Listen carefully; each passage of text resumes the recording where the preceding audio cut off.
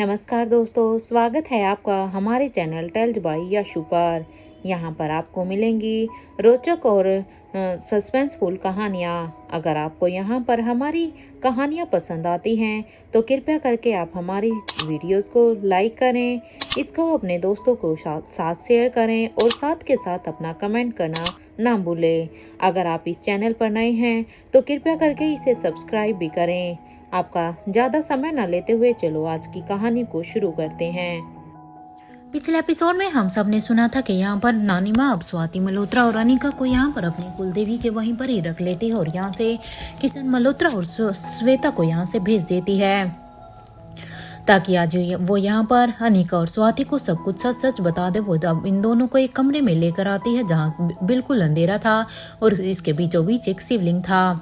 जैसे अब यहाँ पर रोशनी शिवलिंग पर पड़ती है तो वहाँ पर अब एक और दरवाजा खुल जाता है और जैसे ही वो दरवाजा खुलता है तो मानो वहाँ पर उसके बाहर एक तालाब था। ये देखकर स्वाति मल्होत्रा उसमें पैर रखने ही वाली थी कि तभी नानी माँ उसे रोकती है और अब वो कहती है नहीं, हमें इसको प्रोटेक्ट करना होगा। अब स्वाति मल्होत्रा कहती है लेकिन हमें आप हमें सच क्यों नहीं बता देती है माँ, आखिर हमें इसे प्रोटेक्ट क्यों करना है। तब अब यहाँ पर कहती है मैं तुम दोनों को सच बताने के लिए तैयार हूँ। और अब वो यहाँ पर अपनी पिछली यादों में चली जाती है जहाँ पर यशवंत मल्होत्रा कहते हैं पार्वती इस बात पर। अब यहाँ पर नानी माँ कहती है जी आई, और ये कहते हुए ही वो जल्दी से उनके सामने जाती है और कहती है हाँ जी कहिए क्या हुआ है, क्यों बुला रहे थे आप मुझे। नानी माँ की इस बात पर अब यशवंत मल्होत्रा कहते हैं वो शाम को मेरा एक खास दोस्त आ रहा है और साथ में मारवा हाउस से धर्मराज मारवा और सुहासिनी मारवा भी, वो दोनों भी यहाँ पर आ रहे हैं तो उनके स्वागत में कोई भी कमी नहीं होनी चाहिए सावित्री, देखो वो हमारे खास मेहमान हैं। यशवंत की ये बात सुनते ही अब पार्वती मल्होत्रा कहती है देखिए आप चिंता मत कीजिए, मैं सब कुछ संभाल लूंगी। ये कहते हुए ही अब पार्वती यानी कि नानी माँ किचन की तरफ जाने लगती है। इधर कुछ ही घंटों के बाद जब शाम हो गई थी तो यहाँ पर अब मल्होत्रा हाउस में सारी की सारी तैयारियां हो गई थी क्योंकि गेस्ट के आने की लगभग सब कुछ यहाँ पर पार्वती ने तैयार कर दिया था। तभी उनके कानों में अब गाड़ियों के हॉर्न की आवाज सुनाई देती है तो यहाँ पर अब यशवंत मल्होत्रा कहते हैं आ जाओ यार। वो सभी अब यहाँ पर जैसे ही वो उन्हें बाहर लेने के लिए जाते हैं तो वो सभी अब यहाँ पर अंदर आ गए थे। इधर ये सुनते ही जैसे वो सामने आई तो अपने सामने अपने बचपन की दोस्त अवंतिका को देखकर तो वो एकदम से ही हैरान हो जाती है क्योंकि पार्वती ने बिल्कुल भी नहीं सोचा था कि उसके बचपन की दोस्त अवंतिका उसे ऐसे मिलने के लिए आएगी और वो भी उसके पति की दोस्त की पत्नी बनकर। इसलिए वो यहाँ पर उससे बहुत कुछ कहना चाहती थी, बहुत कुछ पूछना चाहती थी लेकिन वो कुछ कहती नहीं है। वो तो बस उसे अचानक से अपने घर पर देखकर बहुत हैरान थी। हालांकि उसके चेहरे पर खुशी भी थी लेकिन खुशी और हैरानी दोनों के भाव मिले जुले थे। अभी वो बस इतना ही कहती है आइए आप दोनों। इधर ये सुनते ही अवंतिका पीरामल और सुहासिनी मारवा ये दोनों ही अंदर आ जाती हैं तो वहीं उनके पीछे पीछे अब उनके हस्बैंड भी थे। उन्हें इस तरह से देखकर अब पार्वती मल्होत्रा कहती है अंदर आइए। ये सुनते ही अब अवंतिका उन्हें देखकर अब अपने मन में ही कहती है ललिता। यहाँ पर कुछ देर के बाद अब वहाँ पर सभी डिनर करने लगते हैं तो यहाँ पर अब यशवंत मल्होत्रा कहते हैं पार्वती तुम सुहासिनी भाभी को तो जानती ही हो ना, देखो ये इनके बारे में तो तुम जानती ही हो और ये मेरे दोस्त इंद्रजीत पीरामल की वाइफ है रानी अवंतिका यानी कि फ्रांस की रानी है ये। अब यहाँ पर यशवंत मल्होत्रा रानी अवंतिका को पार्वती से इंट्रोड्यूस कराने के लिए ये सब कहते हैं। अब यशवंत मल्होत्रा की इस बात पर अब पार्वती कहती हैं इनसे मिलकर सच में बहुत ही मुझे अच्छा लगा। यहाँ पर अब अपना मील फिनिश करने के बाद यशवंत मल्होत्रा अब कहते हैं चलो मेरे साथ, मैं तुम दोनों को अपना लैब दिखाता हूँ, सच में बहुत ही शानदार लैब है। ये सुनते ही अब इंद्रजीत पीरामल कहते हैं जरूर, अब यहाँ तक आए हैं तो तुम्हारा पूरा घर जरूर देखना चाहूँगा और खास करके तुम्हारी लैब जिसमें तुम अपना बहुत ज़्यादा समय व्यतीत करते हो। इंद्रजीत की ये बात सुनते ही अब यशवंत मल्होत्रा कहते हैं कि हाँ बिल्कुल, लेकिन पहले मेरे लैब में तो चलो, क्योंकि ऐसे यहाँ पर बातें ही करते रहेंगे तो लैब कैसे देख पाओगे। इंद्रजीत की ये बात सुनते ही अब यहाँ पर यशवंत मल्होत्रा की ये बात सुनते ही अब यहाँ पर वो बाकी सभी कहते हैं ठीक है, और यहाँ पर अब सभी जेंट्स लैब की तरफ जाने लगते हैं। तो वहीं अभी सुहासिनी मारवा अब यहाँ पर कहती है, पार्वती जी क्या आपने डॉक्टर से कंसल्ट किया है। अब सुहासिनी मारवा की इस बात पर अब अवंतिका कहती है, क्यों, क्या हुआ है इन्हें, और डॉक्टर से क्यों कंसल्ट करना है, क्या इन्हें कुछ हुआ है क्या। क्योंकि अवंतिका पार्वती की दोस्त थी, इसलिए उसे अभी इसके बारे में नहीं पता था, लेकिन अपने दोस्त के बारे में जब उसे डॉक्टर की बात आई तो वो एकदम से उसको लेकर परेशान हो गई थी। अब यहाँ पर अवंतिका की इस बात पर अब पार्वती मल्होत्रा कहती है, मेरी शादी को थोड़ा वक्त हो गया है और मैं अब तक प्रेग्नेंट नहीं हुई हूँ, इसलिए बस उसी के सिलसिले में हम बातें कर रहे हैं। वैसे आप दोनों का कौन सा महीना है। ये सुनते ही सुहासिनी मारवा कहती हैं, आने वाले कुछ दिनों में 9 मंथ पूरे हो जाएंगे। इधर ये सुनते ही अब अवंतिका भी कहती है, इनका 9th कंप्लीट होने वाला है और मेरा भी अभी 9th शुरू हुआ है। अब उनकी ये बात सुनते ही पार्वती मल्होत्रा कहती है, आपको इतना लंबा सफ़र करने की फिर क्या ज़रूरत थी। अरे आपकी तो डिलीवरी कभी भी 9th अगर स्टार्ट हो गया तो कभी भी हो जाएगी। अब उनकी ये बात सुनते ही अब अवंतिका कहती है, मैं यहाँ पेरिस से नहीं बल्कि मैं यहाँ बेंगलोर जाने के लिए आई हूँ। ये सुनते ही अब पार्वती मल्होत्रा कहती है, बेंगलोर में क्या है, तुम बेंगलोर क्यों जाना चाहती हो और वो भी इस हालत में। अरे इस समय तो तुम्हें अब रेस्ट करना चाहिए।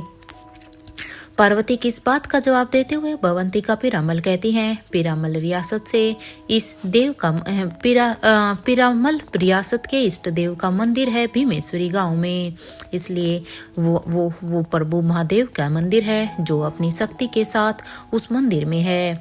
वैसे वो मंदिर उसी गांव में है, बड़ा रहस्यमय मंदिर है वो, इसलिए मैं वहां जाने के लिए आई हूँ। कहा जाता है कि वहां पर अगर दर्शन के लिए जाते हैं तो आपके मन की हर इच्छा पूरी हो जाती है। या अब अवंतिका का साथ देते हुए अब सुहासिनी मारवा भी कहती है, हाँ मुझे भी पूरा यकीन है, मैंने भी उसके बारे में सुना है। इस बात पर तो मैं भी यहाँ पर अवंतिका का ही साथ दूंगी, इसलिए तो मैं भी दर्शन के लिए वही जा रही हूँ। इसलिए मैंने सोचा जब ये लोग यहाँ पर आए तो मैंने सोचा हम भी इन्हीं के साथ चलते हैं। उन दोनों की इन बातों को सुनकर अब यहाँ पर पार्वती मल्होत्रा कहती है, मैं भी साथ चल सकती हूँ क्या, क्योंकि देखिए अगर आप दोनों वहाँ पर जा रही हैं और आप कह रही हैं कि वहाँ पर हर एक मनोकामना पूरी हो जाती है, तो सच बताऊँ तो अब तो उस मंदिर के बारे में सुनकर मेरी भी बहुत इच्छा हो रही है कि मैं भी वहाँ जाऊँ और मैं महादेव से अपनी मन की बात कहूँ। क्योंकि देखो मैं भी अब तक मेरी गोद नहीं भरी है, मैं बस इसलिए मैं भी वहाँ जाना चाहती हूँ। इस बात पर अब अवंतिका कहती है, हाँ क्यों नहीं, अगर तुम्हारा मन है तो तुम भी हमारे साथ चलो। यहाँ पर ये सभी अभी बातें कर ही रहे थे कि तभी अब सुहासिनी मारवा कहती है, बाहर चलें थोड़ी ताज़ी हवा लेने के लिए। अब यहाँ पर सुहासिनी मारवा की ये बात सुनते ही अब अवंतिका कहती है, देखो सुहासिनी आराम से चलना, कोई लापरवाही बिल्कुल भी नहीं करनी है।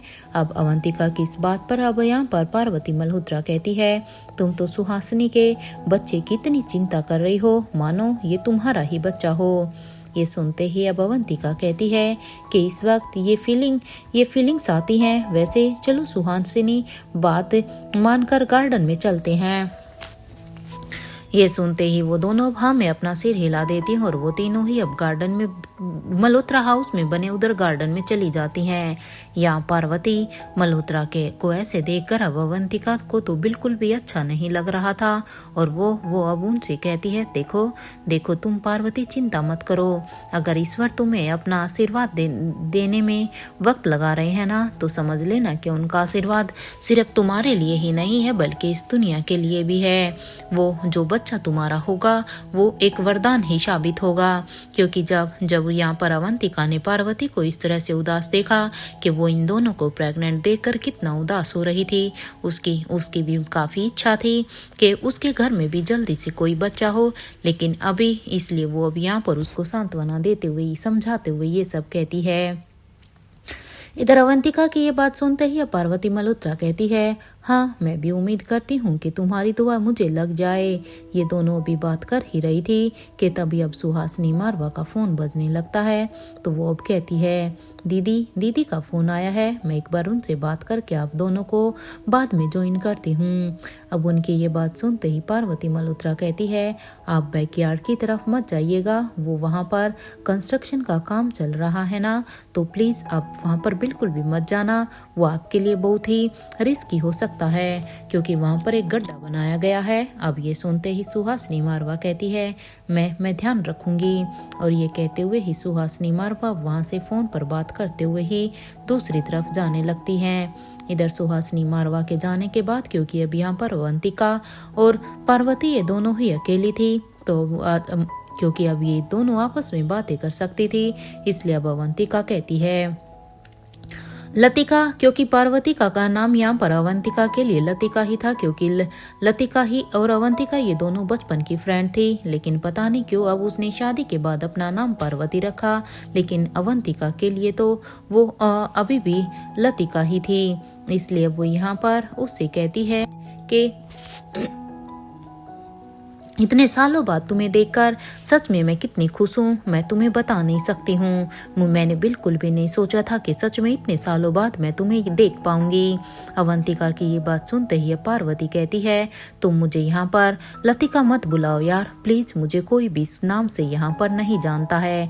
क्योंकि देखो अवंतिका, मैं बस तुम्हारे लिए लतिका हूँ, लेकिन इन सब लोगों के लिए नहीं। इस बात पर अब अवंतिका कहती है, इससे मुझे क्या लेना देना है। देखो लतिका, मैं तो तुम्हें लतिका नाम से ही बुलाऊंगी, क्योंकि मैं तुम बस मेरे लिए तो लतिका ही हो। और वैसे भी तुम जानती हो ना कि ये नाम मुझे इतना पसंद क्यों है। अब यहाँ पर इस बात पर अब पार्वती कहती है, हाँ मैं अच्छी तरह से जानती हूँ अवंतिका कि तुम्हें यह नाम इतना पसंद क्यों है। इस बात पर अब अवंतिका कहती है, तुम बस सब्र करो, तुम्हें भी परमात्मा सच में परमेश्वर संतान का आशीर्वाद जरूर देंगे। अवंतिका की ये बात सुनते ही पार्वती कहती है, हाँ यार, मैं भी यही उम्मीद करती हूँ। वैसे ये हमेशा मेरे साथ, वैसे प्रभु हमेशा मेरा साथ देते हैं। यहाँ पर ये दोनों भी बातें ही कर रहे थे कि तभी अब उनके कानों में सुहासिनी मारवा के चिल्लाने की अचानक से आवाज आती है। अचानक से सुहासिनी मारवा की इस चीख को सुनते ही अब अवंतिका कहती है, क्या हुआ है। इस बात पर अब पार्वती कहती है, पता नहीं यार, पर पार्वती अब यहाँ पर अवंतिका का हाथ पकड़कर अब उस तरफ उसे लेकर जाने लगती हैं, क्योंकि सुहासिनी मारवा की इस चीज को सुनकर इन्हें ये तो अंदाजा हो गया था कि जरूर कुछ न कुछ तो गलत हुआ है। और क्योंकि सुहासिनी मारवा प्रेग्नेंट थी, इसलिए उन्हें इनके लिए और भी ज्यादा डर लग रहा था। या नानी माँ अभी यहाँ पर अपने उन्हीं पुराने ख्यालों से अब बाहर आती है। इधर ये सब सुनकर तो अब स्वाति मल्होत्रा कहती है, माँ इसका मतलब कि राजमहल के लोगों से आपका भी वास्ता रहा है क्या ये सच है। क्योंकि जिस तरह से आपने बताया, इससे तो यही साबित होता है कि राजमहल से लोगों के आपके भी संबंध है। ये सुनते ही अब नानी माँ कहती है, मैं राजमहल को नहीं जानती हूँ स्वाति, मैं तो बस अपनी बचपन की दोस्त अवंतिका को जानती थी। मुझे राजमहल के बारे में कुछ भी नहीं पता था रे, जिसे सालों बाद मेरी उससे मुलाकात हुई थी। वो बस इस बात पर अवंतिका अब यहाँ पर अनिका कहती है, उनकी मुलाकात यूं ही नहीं हुई थी नानी माँ, उन्होंने जो आपको दुआ दी थी वो माँ के रूप में पूरी हुई है। अब उनकी इस बात पर अब नानी माँ कहती है, बेटा अनिका, मेरी दोस्त तो हमेशा ही मुझे दुआ ही देती थी, लेकिन देखो ना, मैं ही इतनी बदनसीब थी और मेरी ही एक गलती की वजह से मेरी उस मरती हुई दोस्त ने यहाँ पर जिस बच्चे के लिए उसने मुझे बहुत सारी दुआएं दी थी, मरते हुए उसने मेरे उस बच्चे को बहुत सारी बद्दुआ दे दी, और जिससे उसने मुझे बद्दुआ दी कि मेरी होने वाली संतान अपनी जिंदगी में सबसे ज्यादा कष्ट सहेगी। अब यहाँ पर नानी माँ की ये बात है, नानी माँ ने जैसे ही ये बात कही तो नानी माँ की आंखों में आंसू आ गए। इधर ये नानी माँ की आंसू को देखते हुए अब अनिका नानी माँ के कंधे पर हाथ रखती और नानी माँ के आंसुओं को पोंछते हुए कहती है, नानी माँ, आपको आपकी आपकी वो दोस्त कौन होती है आपको ऐसा कुछ कहने वाली? भला ऐसे किसी की बद्दुआ थोड़ी ही ना लगती है। और नानी माँ, उन्होंने गुस्से में कहा होगा, उनकी उनकी बातों को के कोई कोई मायने हैं क्या? अब इस बात पर नानी माँ कहती है, तुम एडवांस टेक्नोलॉजी के बच्चे हो, तुम लोगों को मेरी इन बातों के ऊपर यकीन नहीं होगा, लेकिन ये बात सच में होती है। बद्दुआ बद्दुआ जरूर लगती है। अगर सच में जानना चाहती हो ना कि कौन है रानी अवंतिका, तो महेंद्र पीरामल की माँ ही तुम्हें सच बता सकती है। लेकिन वो जिंदा है भी या नहीं, मुझे इसके बारे में नहीं पता है। और हाँ, मेरे लिए तो वो कोई रानी नहीं थी, वो तो सिर्फ मेरे लिए एक दोस्त थी। भले ही दुनिया उसे रानी समझे या कुछ भी समझे, लेकिन वो मेरे लिए मेरी दोस्त थी और कुछ भी नहीं। और उसने भी मुझे एक दोस्त बनकर ही मेरी सच में मदद मांगी थी। काश मुझे तुम्हारे पापा का सच पहले पता चल गया होता। काश अगर मैं तुम्हारे पापा के बारे में स्वाति पहले जानती तो मैं अपनी दोस्त की मदद कर भी पाती। नानी माँ की अब ये बात सुनकर तो अब स्वाति मल्होत्रा और अनिका दोनों को ही एकदम से ही शौक लगता है कि आखिर अब यहाँ पर नानी माँ कह क्या रही हैं। और वो यहाँ पर स्वाति और अनिका कभी एक दूसरे को देखती हैं तो कभी नानी माँ को। उन्हें कुछ भी समझ में नहीं रहा कि आखिर ऐसा पीछे पास में ऐसा क्या हुआ है जो भी यहाँ पर नानी में ऐसी बातें कर रही हैं। इधर कुछ देर के बाद अपने इमोशंस को कंट्रोल करते हुए वो दोनों अब नानी माँ के सामने जाकर बैठ जाती हैं। और अब यहाँ पर स्वाति मल्होत्रा अब अपनी माँ का हाथ पकड़कर कहती है, क्या हुआ है माँ? आप पापा के किस सच की बात कर रही हैं? कौन सा सच है जो हम नहीं जानते हैं? अब ये सुनते ही अब नानी माँ स्वाति मल्होत्रा के सिर पर अब अपना हाथ रखते हुए कहती है, वो सच बेटा जो मुझे तुम्हें बहुत पहले ही बता देना चाहिए था। काश मैं तुम्हें वो सच पहले बता देती तो शायद आज ये सिचुएशन है यहाँ तक पहुँचती ही नहीं। अब नानी माँ की ये बात सुनते ही अब अनिका कहती है, नानी माँ, दादी माँ के चिल्लाने की आवाज़ क्यों आई थी? उन्हें क्या हुआ था? आप आगे बताइए ना प्लीज इसका हमें आगे भी जानना है।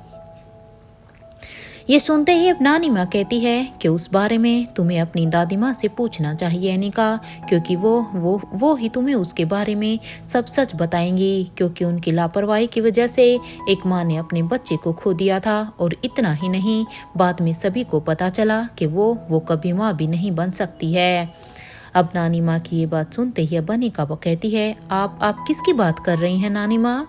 हाँ, क्योंकि मेरी दादी माँ, लेकिन मेरी दादी माँ के तो खुद कितने बच्चे हैं। कहीं आप रानी अवंतिका की बात तो नहीं कर रही हैं ना?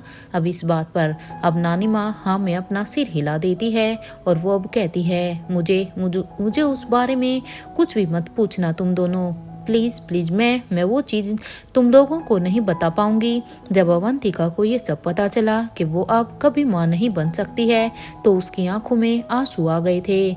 लेकिन उसे अपने ईश्वर पर फिर भी पूरा भरोसा था कि उसकी गोद फिर भी भरेगी। और इसलिए वो पेरिस छोड़कर हमेशा के लिए भीमेश्वरी गांव के उस शिव मंदिर की सेवा में ही लग गई थी, अपने छोटे से बच्चे धनंजय के साथ। उसने धनंजय को बहुत प्यार दिया था। शिव जी की सेवा के साथ साथ वो धनंजय की परवरिश भी करती थी।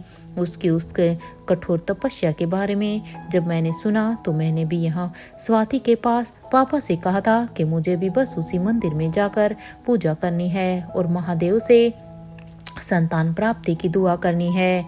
क्योंकि सच बताऊं तो उसकी इस तपस्या को देखकर भी मेरा मन कर रहा था कि मैं भी उसी की तरह तपस्या करूं और एक संतान का सुख लूं। इस बात पर अब स्वाति मल्होत्रा कहती है, फिर पापा ने क्या कहा जब आपने पापा से वहां जाने की परमिशन मांगी? स्वाति की ये बात सुनते ही अब नानी माँ कहती है, तुम्हारे पापा तो एक साइंटिस्ट है ना स्वाति, उन्होंने वो सब अंधविश्वास लगता था। उन्हें लगा कि वो सब एक अंधविश्वास है, वहाँ पे कोई भगवान नहीं है, कोई कुछ नहीं है, वो बस फैक्ट्स की बातों को समझते हैं। इसलिए पहले तो उन्होंने मुझे सीधे सीधे ही मना कर दिया था कि हम लोग वहाँ पर नहीं जाएंगे। वो इन चीज़ों में से किसी में भी विश्वास नहीं करते हैं। लेकिन क्योंकि जब उन्होंने मना कर दिया तो मैंने भी बस स्वाति वहाँ पर जाने की जिद लगा ली थी। मैंने खाना पीना सब कुछ छोड़ दिया था, इवन मैंने उनसे बात करना भी छोड़ लिया था। लेकिन जब उन्हें लगा कि इस तरह से मैं अपनी जिद नहीं छोड़ूंगी तो मेरी जिद की वजह से ही मेरी जिद के सामने ही उन्होंने भी वहाँ जाने के लिए हाँ कह दी थी। लेकिन सच बताऊं स्वाति, तो वो अपने दिल से वहाँ पर जाना ही नहीं चाहते थे। वो बस मेरी खुशी के लिए उन्होंने हाँ कह दिया था।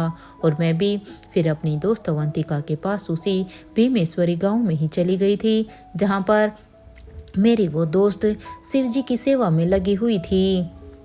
क्योंकि फाइनली मुझे भी ये लगा था कि अब मेरी भी इच्छा पूरी होएगी और मैं वहाँ पर उसके साथ उसी सेवा में लग गई। और पता है 4 साल की सेवा के बाद वहाँ के पंडित जी ने अवंतिका से कहा था कि अब तुम अपने देश लौट जाओ, तुम्हें माँ बनने का सुख जरूर मिलेगा। तुम आने वाले 1 साल के अंदर एक बेटी को जन्म दोगी। जहाँ अवंतिका उस आशीर्वाद को पाकर खुश थी, तो वहीं मुझे भी उन्होंने 3 संतान का आशीर्वाद दिया था। सच कहूँ तो मैंने तो उम्मीद ही छोड़ दी थी, क्योंकि हमारी शादी को इतने साल हो गए थे। इधर ये बातें सुनने के बाद अब अनिका कहती है, नानी माँ क्या उसके बाद आप कभी उनसे मिली? ये मेरा मतलब है कि रानी अवंतिका तो फ्रांस चली गई थी ना, और आप यहाँ दिल्ली आ गई होंगी, तो क्या उसके बाद आप दोनों का कभी मिलना हुआ? अनिका की ये बात सुनते ही अब नानी माँ कहती हैं, हाँ मैं मिली थी, और 1 महीने बाद ही मुझे पता चला था कि मैं माँ बनने वाली हूँ। और पता है इस खुशी ने तो मेरी एकदम से जिंदगी ही बदल दी थी, जो मैंने सोचा भी नहीं था। और हाँ, मैं मन्नत मांगती थी कि जैसे ही मुझे ये खबर मिलेगी तो मैं इस मंदिर का रेनोवेशन करवाऊंगी। और मैंने ये बात जैसे ही स्वाति के पापा को बताई, तो उन्होंने भी मेरे मन की इच्छा का मान रखते हुए कह दिया था कि ठीक है, हम इस मंदिर का रेनोवेशन करवाएंगे। जब कुछ अच्छे से सब कुछ सच बताऊं तो हमारे प्लान के अनुसार सब कुछ अच्छे से चल रहा था। ऐसा लग रहा था कि ये इससे अच्छी लाइफ और हो ही नहीं सकती।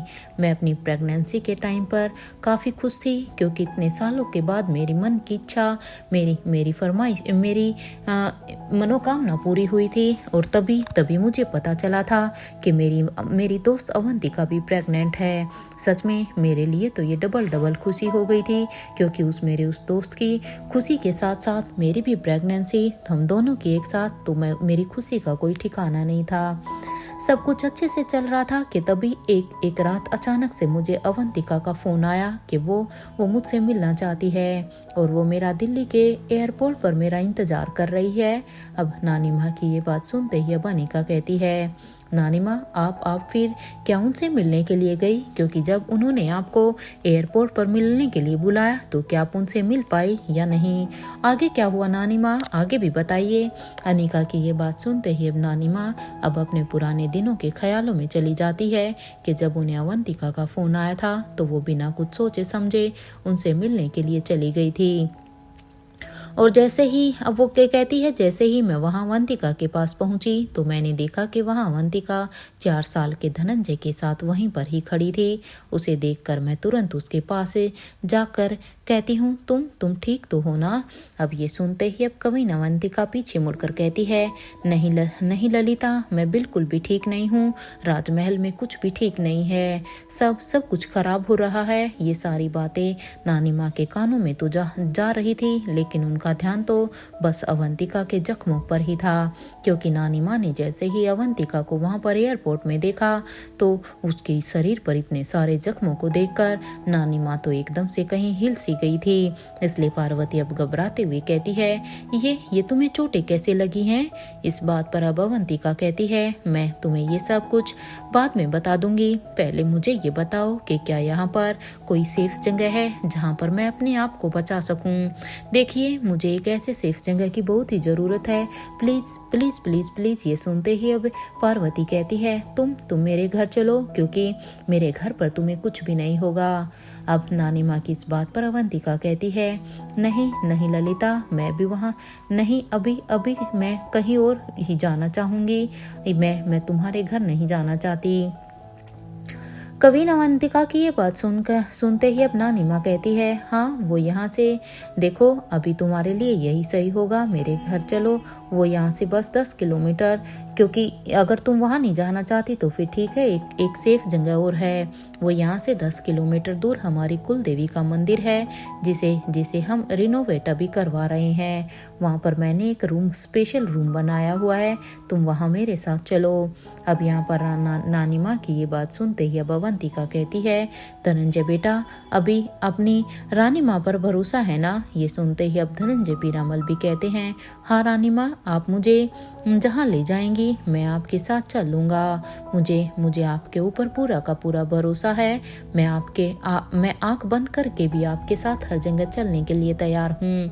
ये सुनते ही अब कवि ननंद अवंतिका धनंजय के सिर पर अपना हाथ फेरती और इसके बाद अब वो तीनों ही वहाँ से कुलदेवी के मंदिर की तरफ जाने लगते हैं। इधर कुछ ही देर के बाद जैसे ही वहाँ पर उनकी गाड़ी रुकी तो यहाँ नानी माँ अब कहती है, अवंतिका आराम से, देखो रात हो गई है और तुम्हारे लिए, क्योंकि तुम्हारी भी प्रेगनेंसी चली हुई है, तुम्हारे लिए यही ठीक होगा। ये सुनते ही अवंतिका कहती है, टॉर्च लाइट तो है ना, उसकी मदद से हम आगे बढ़ सकते हैं। ये सुनते ही वो सभी अभी ऊपर की तरफ जाने लगते हैं और इधर कुछ ही देर के बाद वो तीनों अभी यहाँ पर उसी रूम में आ जाते हैं जिस रूम के लिए यहाँ पर नानी माँ ने उन्हें कहा था। जैसे ही ये तीनों यहाँ पर पहुँचते हैं तो यहाँ पर आने के बाद अब यहाँ पर कवि ननंता अब नानी माँ को सब कुछ बताने लग जाती है, लेकिन नानी माँ अब अवंतिका को रोकते हुए कहती है, पहले तुम थोड़ा सा पानी पियो, उसके बाद ही मुझे सब कुछ बताना कि आखिर क्या हुआ है, तुम्हारा ये हाल कैसे हुआ है, मुझे भी ये सब कुछ जानना है। नानी माँ की ये बात सुनते ही अब अवंतिका पानी पीती है और वो अब कहती है, इस मंदिर में रिनोवेशन हो रहा है। इस बात पर अब नानी माँ उन्हें अपनी मन्नत के बारे में बताने लगती हैं कि हाँ, मैंने अपने बच्चे के लिए कि जब मेरी कोख में मेरा बच्चा आएगा तो मैं इस मंदिर को रिनोवेट करवाऊंगी, मैंने ये मन्नत मांगी थी। तो इसलिए क्योंकि अब मैं प्रेग्नेंट हूँ तो मैं अब अपनी उस मांगी हुई मन्नत को पूरा कर रही हूँ। ये सुनते ही अब अवंतिका कहती है, अगर तुम्हें बुरा ना लगे ललिता, तो क्या तुम मेरे लिए यहाँ पर शिवलिंग ला सकती हो? अब यहाँ पर अवंतिका किस बात पर अब नानी माँ कहती है, हाँ मैं ये कर सकती हूँ, लेकिन बात क्या है? इस बात पर अब अवंतिका कहती है, वो मैं तुम्हें ये सब बाद में बता दूंगी, पहले देखो प्लीज़ मेरी हेल्प कर दो। मुझे नहीं पता कि मेरे पास कितना समय है कितना नहीं, इसलिए मुझे नहीं लगता कि ये जगह मेरे लिए कब तक सेफ रहेगी। ये सुनते ही अब नानी माँ कहती है, पहले मुझे बताओ कि तुम्हारे साथ ये सब क्या हो गया है, किसने किया है ये सब? अब इस बात पर अब कवि नवंता कहती है कि राजमहल पर अटैक हुआ है। ये सुनते ही अब पार्वती मल्होत्रा कहती है, मैं तुम्हारी बात नहीं समझी, राजमहल पर अटैक हुआ है, लेकिन क्यों, किसने किया है? इस बात पर अब अवंतिका कहती है, तुम अभी के लिए बस इतना ही समझो कि मेरे पास अभी कुछ ऐसा है जो अगर उन बुरे लोगों के हाथ में लग गया ना तो इस दुनिया में प्रलय आ जाएगा। तो बस वो लोग उसी चीज को मेरे से लेना चाहते हैं और इसीलिए वो मेरी जान के दुश्मन बने हुए हैं। इसलिए इस वक्त मेरे लिए उसे बचाना बहुत ही जरूरी है, क्योंकि अगर मैं उस चीज को बुरे लोगों के हाथ में जाने से बचा लूंगी तो मैं इस पूरे की पूरी प्रलय को आने से रोक लूंगी। और शायद इसीलिए ही अब मुझे विश्वास भी नहीं हो रहा कि मैं अब आगे जी भी पाऊंगी या नहीं, लेकिन हाँ, मुझे हर हाल में इस चीज को बचाना है।